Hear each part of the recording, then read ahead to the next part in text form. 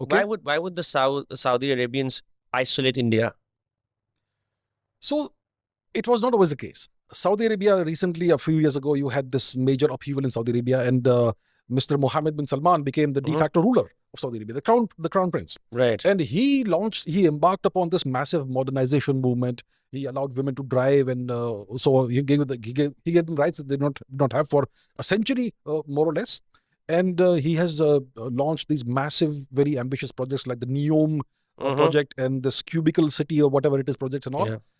And the rationale behind this is that oil will not always be the primary driver of the Saudi economy, because Aren't they eventually, like 20 years late? The UAE was far. yeah. So they have embarked upon this thing, but it's not really worked out. Okay, and it doesn't look like it's going to work out. And see, the quality of your population depends on the quality of your education system and what you're exposed to.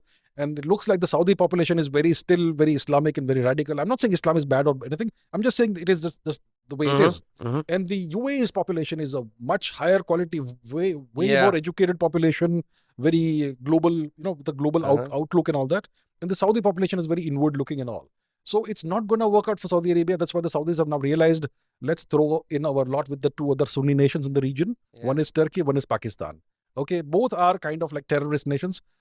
Pakistan obviously is the global epicenter of terrorism, Hmm. and Turkey, well, if you look at the track record, it's more of a criminal record than a history. So the Saudis have aligned with Turkey and Pakistan, and the UAE has aligned with Israel and India, and that's the situation.